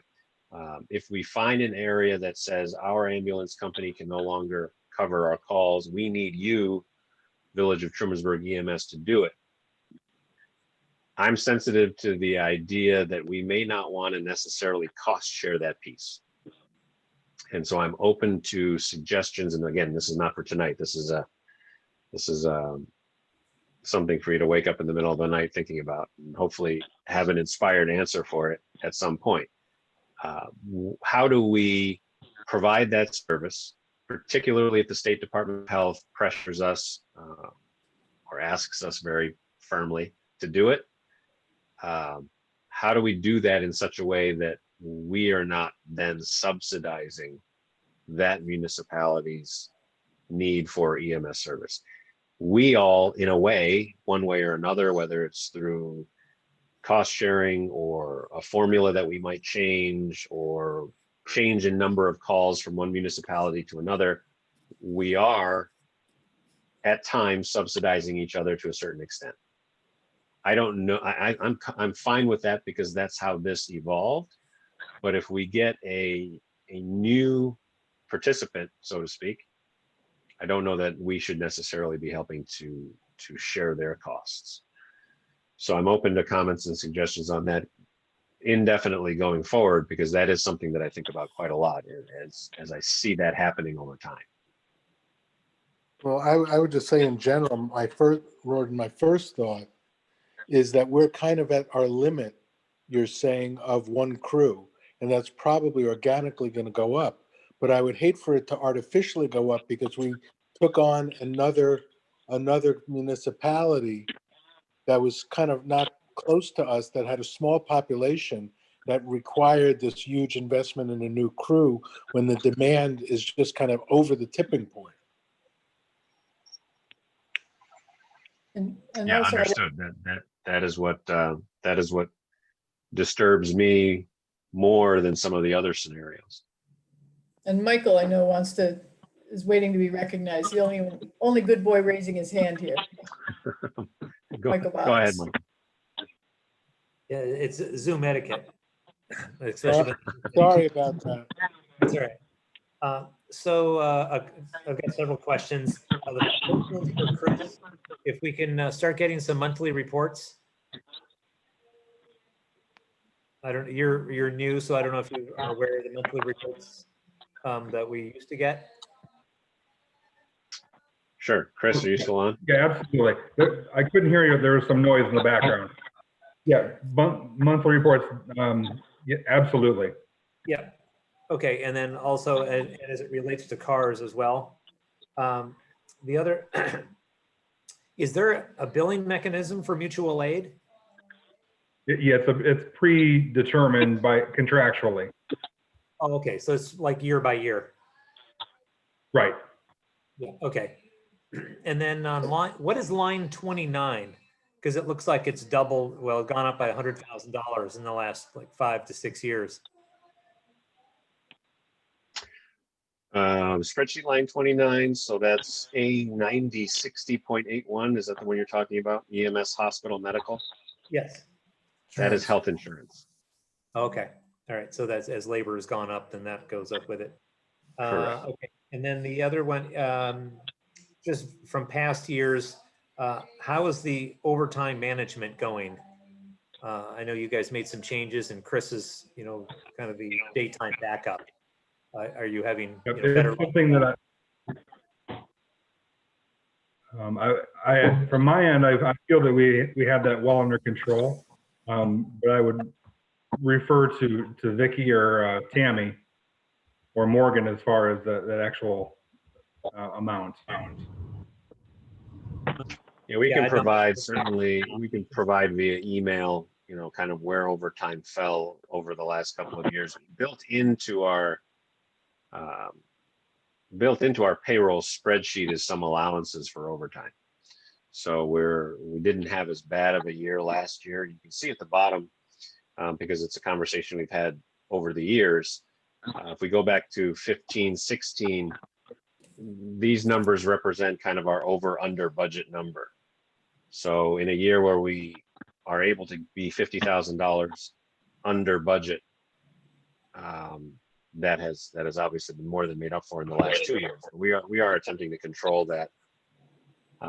We'll have to see kind of where the adopted 2021 budget falls. We're a little over at the moment. Projected to be over a little bit by the end of the year, but there's some seasonality to that as well, as people like to take their vacation time during certain times of the year. All right, and then thank you. And then my last question is as it relates to fire, will EMS be next in the budget reallocation process? So that is something that we've talked about before, how we approach that. It's always been a little bit of a non-starter, but I do think it comes up again when you think about things like 5 points. So it's less about how we allocate money between ourselves and how we structure our system moving forward so that we can protect, money that all of us have invested in reserve accounts and sort of maintaining it at minimum the status quo while we potentially are adding territory or things like that. So I do think it's worth addressing at least in some context. Yeah, my answer for that, Michael, is that to say yes, it's next sounds awfully definitive, but I'll say yes, it's next in terms of how it's considered. It was actually first. Ben and I went back and forth with some different formulas and models over the last few years, and weren't able to settle. What Ben Darfler was able to come up with for fire with respect to property values and assessments, and fire protection essentially being another layer of insurance for property, was very, very clear and concise, and you can understand it and you can build that. EMS is just a different, we don't have a property assessment value version of that piece. So we would be looking at something, obviously call volume, we'd be looking at coverage area, we would be looking at transport times, we would be looking at length of calls. I have had Chris start to track ALS versus BLS calls without getting so far into the area of complexity where we're looking at actual type of call. That's what the billing is for. The type of medical care rendered affects how much your medical bill is. We understand that. There isn't an easy way to factor that into a municipal budget breakout. But I am interested in continuing to investigate it, simply because, as I've said in the past, the slip and fall at the SureSave does not cost the same amount in terms of manpower or medical expertise as the heart attack in Hector. And so there has to be a better way to allocate that beyond just the call volume, which can change drastically from one year to the next. I will say what that does mean is that it's very likely, if we find a formula that works, it's very likely that Covert and Hector see their apportionment go up significantly. So we would have to come up again with a way to average that in over time. I think just to add one thing quickly, it's where we did go over this a fair number of times, and the reason that it became sort of clear that it was a bit of a non-starter was that the proportions based on every variable that we could come up with, whether it's distance from the station, population, all of these things resulted in essentially a huge savings for the village and a drastic increase for all of, I mean, especially Hector and Covert, obviously, but also Ulysses. And it just didn't feel like a tenable proposal to bring to this group to say, hey, we're going to triple your, with a budget this size, it's just not, it wasn't workable. So if we approach it again, we'll really need some creative thinking. I actually have I haven't looked at it in a couple of months. I was actually working on it pre-COVID, and then everything stopped in March. But I have a formula that I'm playing around with, based somewhat on inspiration gathered from the work over on the fire side, using population numbers as a proxy for the assessment piece in fire. So if you start to inject population numbers on top of call volume, mileage, and coverage area, you get some interesting numbers. Ulysses actually in that model, Ulysses' portion actually goes down a little bit. But Hector, sorry, Alvin, Hector goes through the roof, and Covert goes up a little bit. So it's still, that piece is very much a work in progress, but I do want to continue to look at it because I just don't believe that call volume driven budget splits are equitable. I have a couple of questions. One actually goes to the personal services line that you mentioned that there was a 3% salary increase built into there. I know we as a town facing fairly significant cutbacks are contemplating building our 21 budget with 0 increases for our own staff. And I don't know what the other municipalities are planning to do by way of salary increases, but I'm curious about that. And again, I know that this is a specialized part of the workforce that may not work if they didn't get that size of an increase, but I'm just curious about in terms of ability to carry that burden, what the other municipalities are thinking about in terms of your own salaries for your own staff. Alvin, Mike? I don't plan to do a 0 increase. I feel our workers, they've had it tough. They deserve an increase. Inflation's up, and in my opinion, they deserve an increase. They work for it. So. Oh, we would love to do it. We're just not sure that we can afford it. But yeah, from my perspective, COVID did not hurt our town very bad at all. Lost a little state aid, but that can be compensated for by just doing less roads.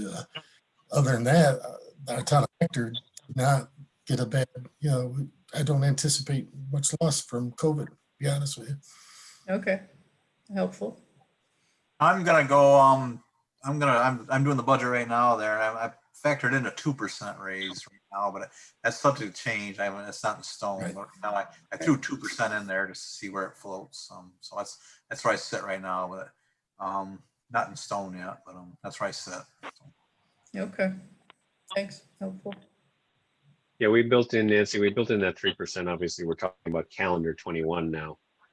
Built in the 3% raise there. We did have a salary freeze effective for our first quarter, as you may be aware. So Right. June, July, and August, we did have a salary freeze for everyone except for DPW because of their contract.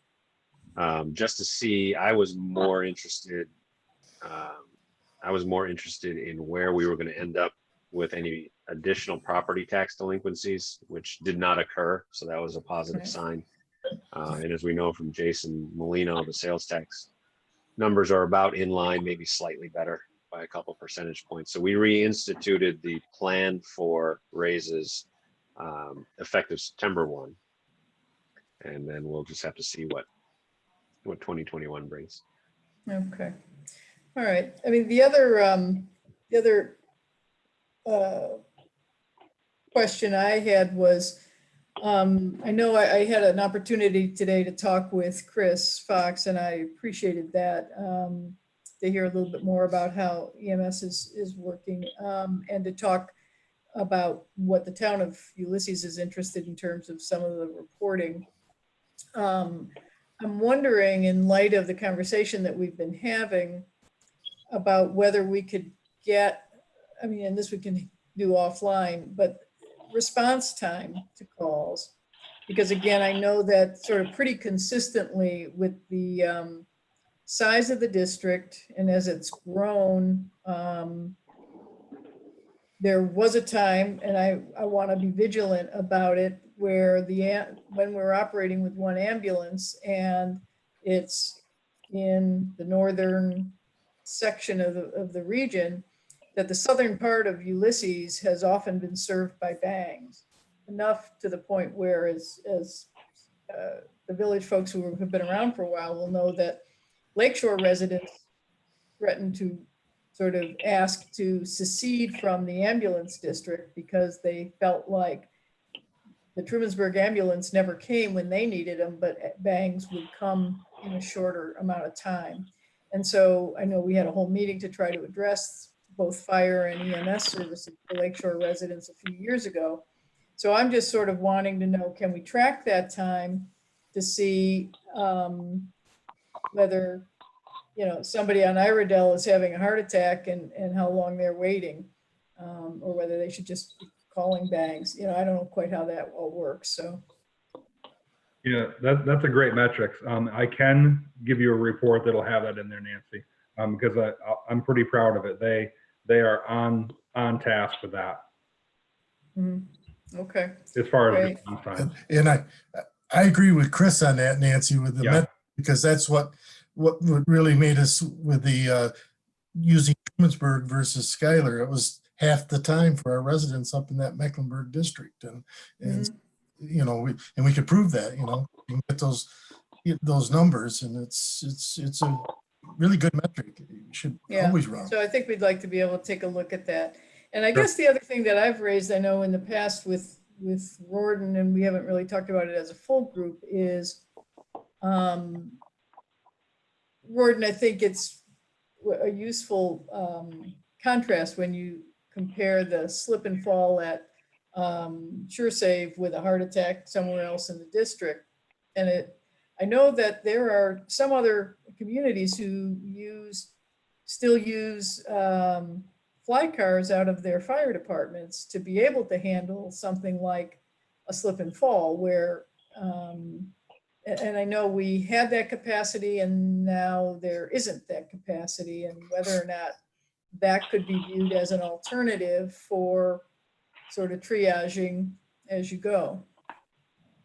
That's actually going to be, from my point of view, part of the conversation that Ben and I are going to be having to try and think about our future. Definitely. Okay, thanks. Yeah, I don't think it's a foregone conclusion, Nancy, that the capacity exists. We have volunteers who are EMTs, but they also have jobs. So, you know, we have to hearken back to 1999 when everything was, whether, you know, regardless of what type of vehicle it was, whether it's a Swift Ford Explorer type vehicle or an actual ambulance rig, you know, we got to a place where there wasn't anyone to take those calls. So I don't know that the capacity necessarily exists. I know we have one or two volunteers who respond to every call they possibly can, and we certainly want to utilize them to the fullest extent of their willingness. But to structure and staff around it is something, as Chris said, to investigate,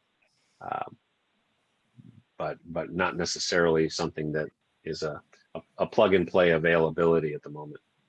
I think Rorden is right, and you know, with Chief Taylor being there, you know, as far as bringing in volunteers from the fire side to do just that, volunteering on the ambulance, you know, when I'm there and the first rig is out, that is something that Matt and I are working diligently together on. So that's been wonderful. Well, that certainly is heartening to hear about that kind of cooperation between between the two services. Thank you for all for making that possible.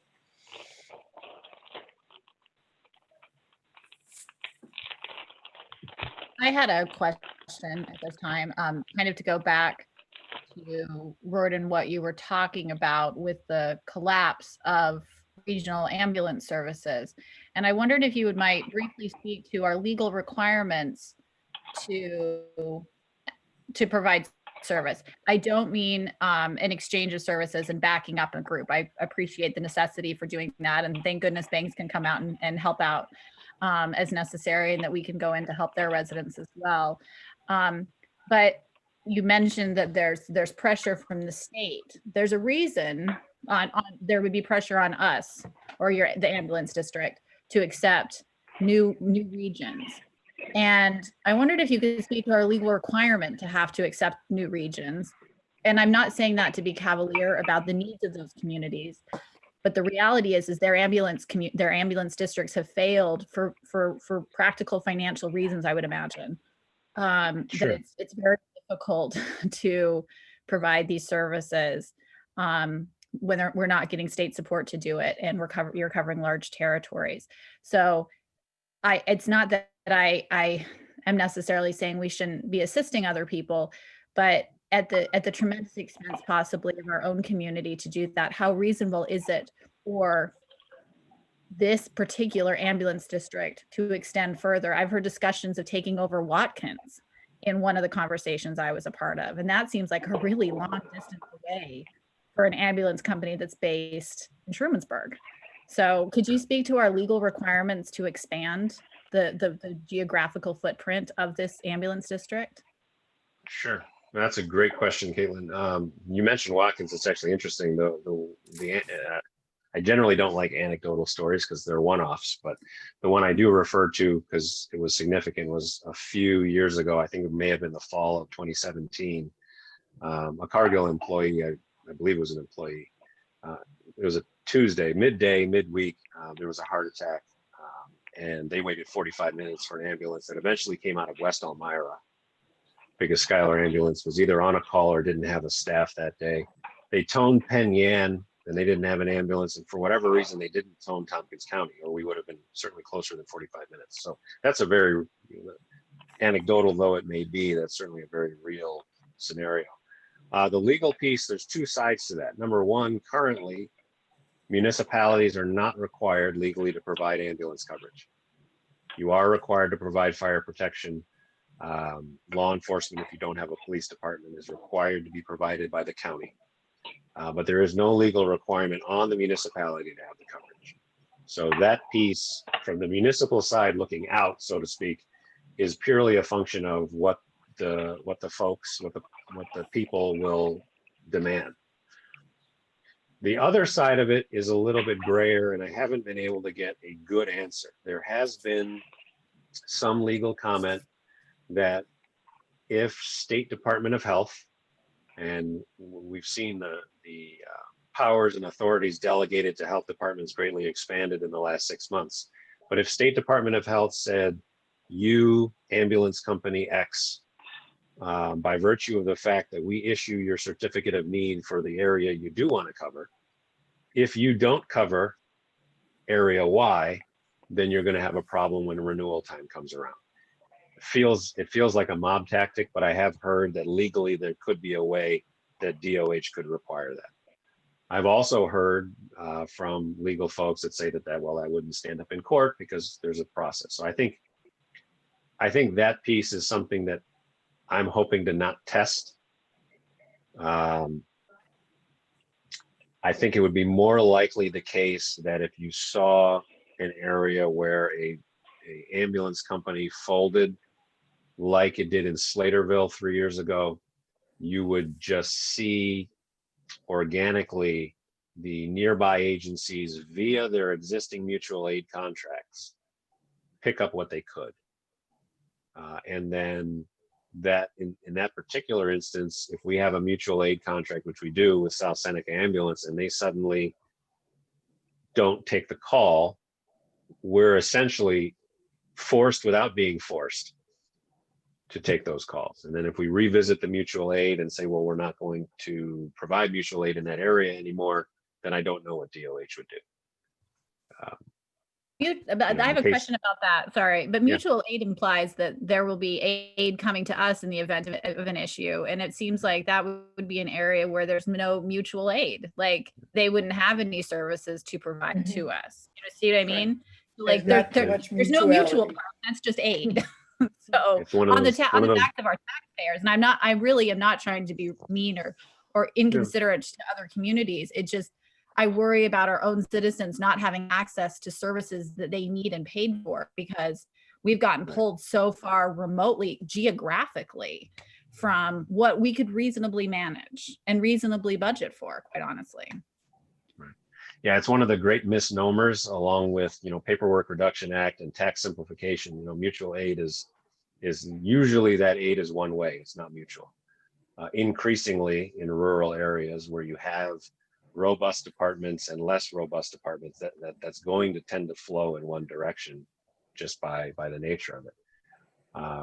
So these are all, and actually I'll probably drag you into some of these conversations, Caitlin. These are all part of the conversations I'm having with legislators at the counties, the state, Congress folks.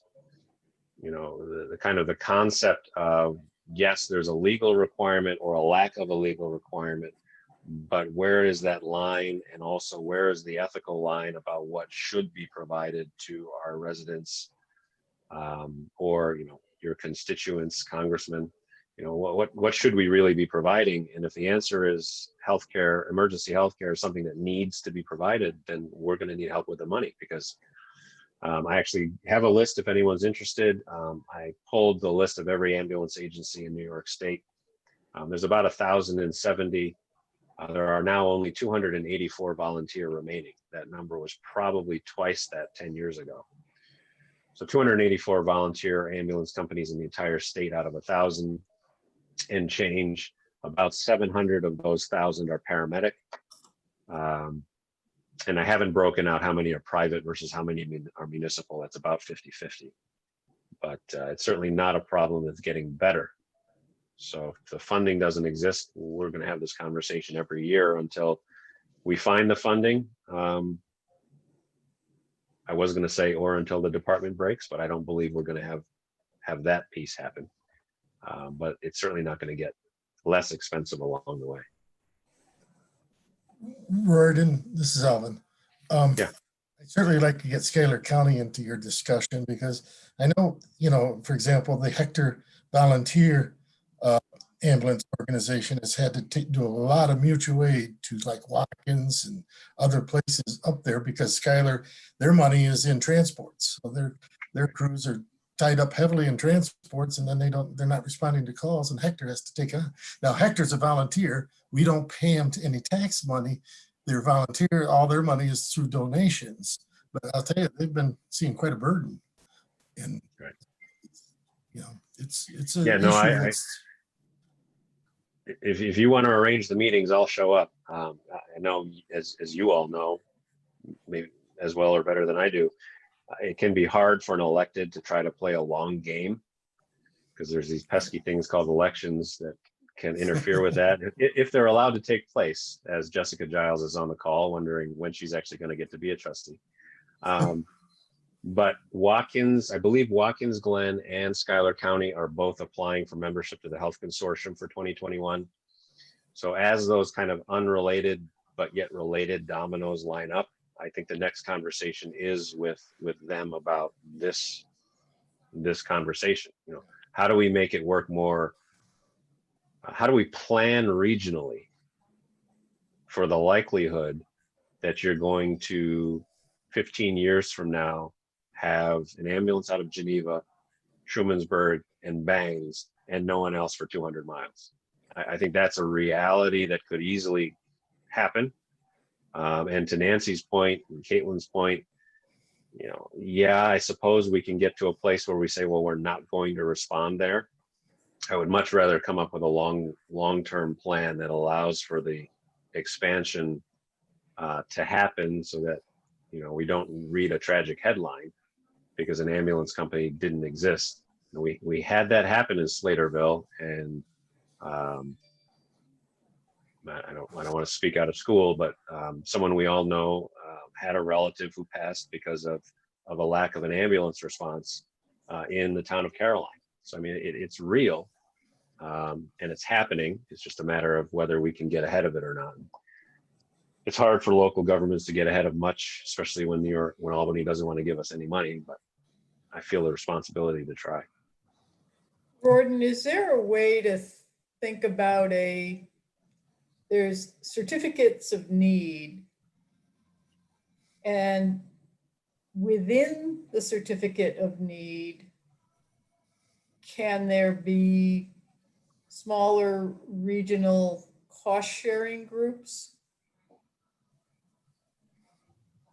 I mean, maybe those two don't, right now, you've got whatever certificate of need you have, and we're in it, and we're in it as a paying partner.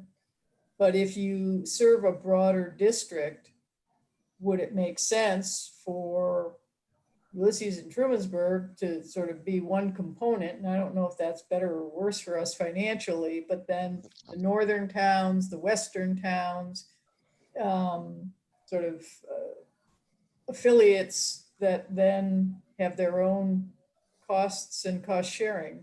I don't know, just. I don't believe that the certificates of need piece necessarily affects the financial piece or the contractual piece in either direction. I mean, if you think about Bangs, for instance, they possess a certificate of need for the entire county. Mm-hmm. If, well, it happened 10 years ago, a former town board member, former Ulysses town board member approached Bangs about what would the contracting price be for Ulysses with Bangs. So who a municipality contracts with is a separate discussion than the certificate of need piece. I think that is all part of the broader conversation. I mean, if money were no object and we could wave the magic wand, we would probably have some type of regional certificates of need structure that crosses county lines based on population demographics. You would have your metropolitan areas where the call volumes are high enough to support private industry. You're going to have private industry show up because it's profitable. And then everywhere else where it's not profitable for the private sector to even want to get involved, which is what has happened where we are, you would have these regional, almost consortium style arrangements with a state funding mechanism to partially offset costs. I mean, without the state or the feds, I don't think it's likely that we can support the growth in healthcare costs, which is what we're talking about, the growth in healthcare costs from property taxes indefinitely. And so something either suffers, either things get too expensive so that the folks, I mean, I don't think it's hyperbole to think of this in a political context. The folks eventually elect a board somewhere that says, we don't want to pay these prices anymore. That's happened. Or you simply rely on an agency that's so far away that your practical response time is non-existent. So yeah, I like the idea of kind of a, if we can get, and you all are going to be invited, if we can ever get to kind of this subcommittee testimony type level in Albany to talk about these things, it has to be a holistic approach, a holistic review of what can be provided and how. And Jason Molino, very interestingly, he scuttled a municipal department in Batavia in favor of a not-for-profit model that worked. So it's not like ours is the only model that works. Bangs works just fine if they can get 10,000 calls a year. So in different regions, it's going to be a different answer. For us, I think our answer works, but it's expensive, and we have to try to get ahead of that expense curve somehow long-term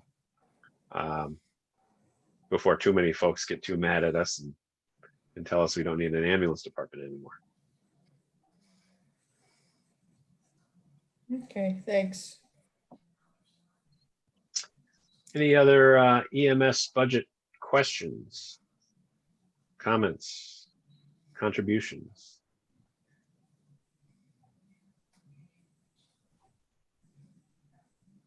Yeah, one last question for me, Gordon. Yeah. You guys, you said that mutual aid is figured at a contract before every year. Is on the Excel line 3, EMS billing, that's an income line? Is that right? Right, that's what we budget for, actual billing receipts. Yes. Would mutual aid be a line up there also? Mutual aid could be a piece of that, depending on what the calls are. We know roughly what the rolling average of mutual aid calls are. Those calls, so if the call originates in your, as you know, each municipality does their own billing. If it's a mutual aid call, then it's a village bill. So that would be found on the village billing revenue line. If it's what I'll call a native call inside your billing area. So for instance, Ulysses, there would not be a mutual aid call in Ulysses because that's the area we serve. If the call is north of the contracted area that we contract with Covert, and it's mutual aid to South Seneca, for example, then we have the ability to bill that call. But Covert doesn't get the revenue because it's not in their area where they're able to bill. So it gets a little wonky when those situations occur.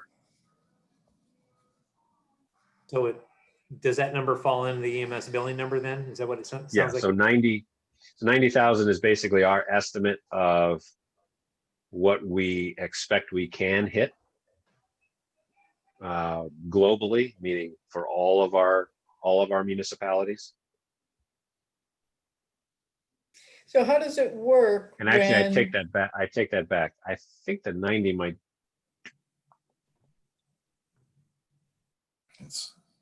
No, that's right.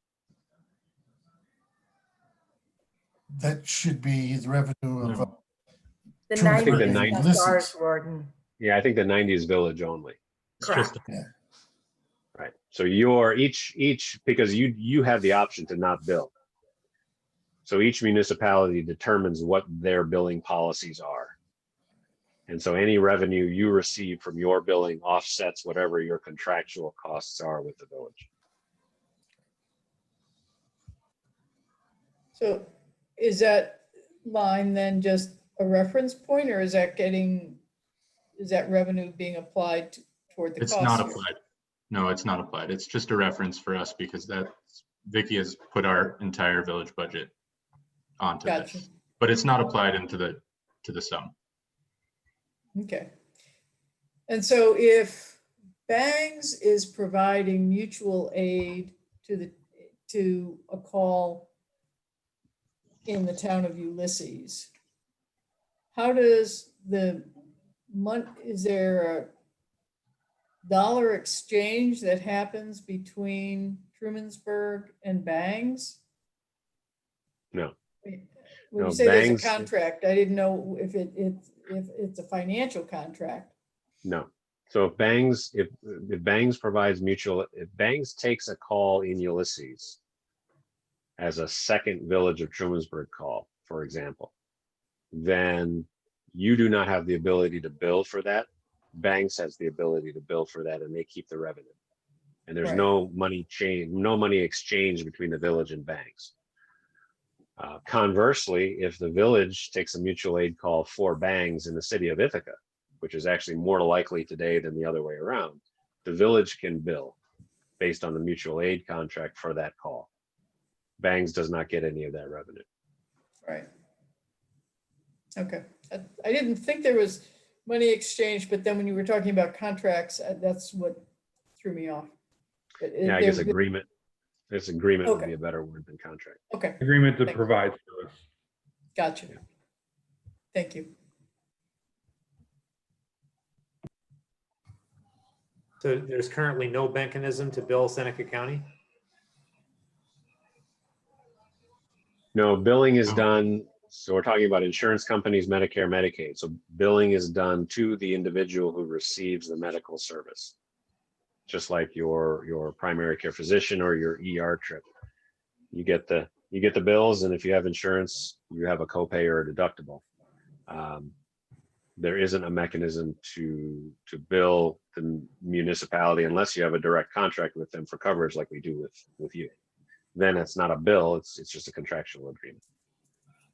So if we provide a mutual aid call somewhere north of Covert, then if that patient doesn't have insurance and doesn't have the means to pay, and our hardship policy excludes them from being sent to collections, then there's no revenue for that call at all.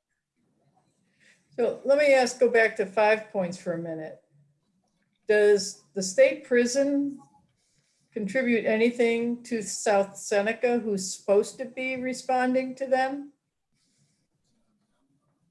Well, they would be under contract by South Seneca. That's their coverage area. Yeah, South Seneca has a contract with 5 Points. It's a low number, I think, but anyway, they're with it. But yeah, they do. Well, right. So South Seneca has a contract with 5 Points.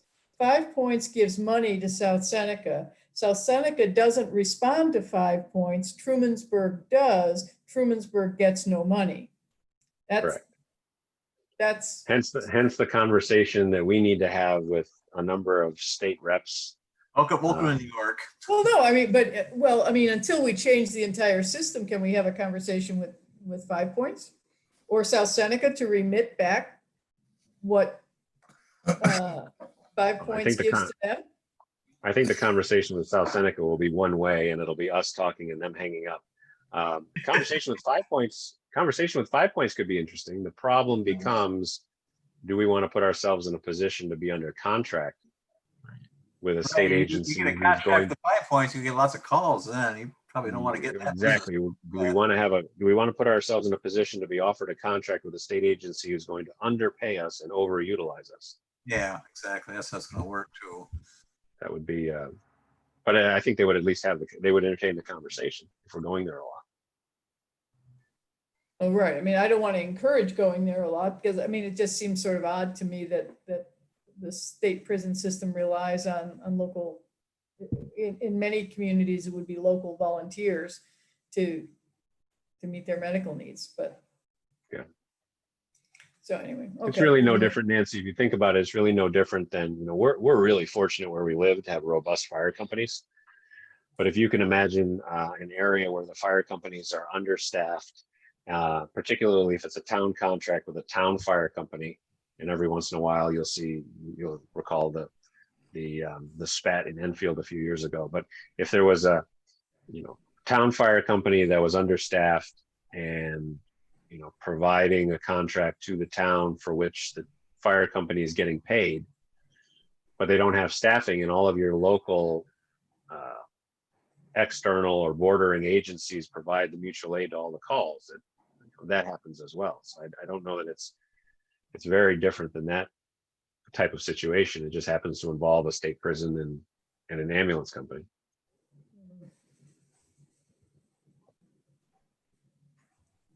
Okay, thanks. I think. Good. Anything else on fire or EMS tonight?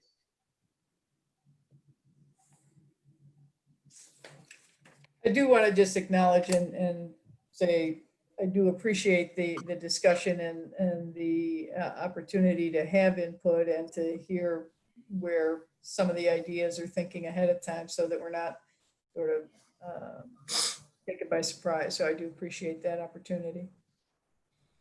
You didn't ask the one question you always ask every year, Nancy. About whether you're going to share your reserves with us? No, about a new facility. Well, yeah, I wondered. I saw it sort of came out of there, and I know from talking to Chris that the full ability to staff a second ambulance is contingent on that. So where are we with that? No, I'm being facetious. No, there's no new development. There's a couple of possibilities, but it would be premature to discuss what those might look like. But I'll certainly if 2 or 3 dominoes fall and suddenly we have access to funding and a location, I'll certainly let everyone know. But I think, I mean, I believe you made a statement or a commitment, maybe it was a couple of years ago, that would not be a shared cost on our bill. Is that? Correct.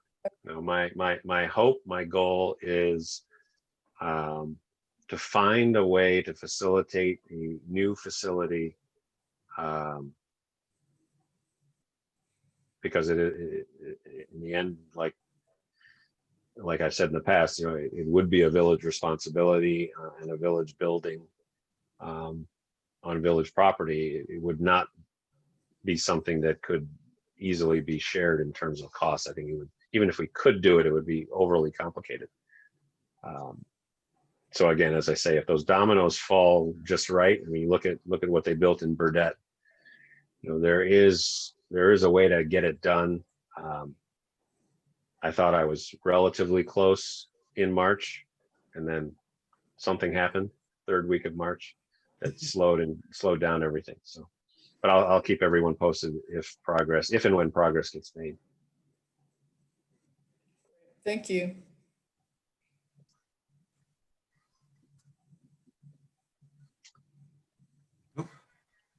Well, if there's nothing else, I don't know if Hey, Martha? Nancy, yeah. When you do adjourn, if I could keep the village board assembled for just a minute, that would be great. Okay. Thank you. Okay, then I think unless are there town board members that have any other questions or comments related to this? Otherwise, I would entertain a motion for the Ulysses Town Board to adjourn from its special town board meeting. It's Rich's. Yeah, Rich, Rich. that's your So job. moved. So moved. Okay, so moved. Caitlin seconds. Okay, the Ulysses Town Board adjourns and we can individually leave this meeting. Thank you for your information and your hosting. You all. Good night, Thanks, everyone. everybody. Good night, Ulysses. Covert Not and just Hector, board good night. members. Good to see you. Good night, Covert. Good night, Hector. Who do you need, Tammy? Just anybody with the village. Good night, Oh, yeah. Jessica. Is this regular business? It's not board business. Is it public business or executive session? Nope. Yep. Okay, stand by. Then I would entertain a motion to go into executive session to discuss a personnel issue. So moved. Sure. We have a motion. Do we have a second? Second. All in favor? Aye. Aye. All right, stand by, Tammy.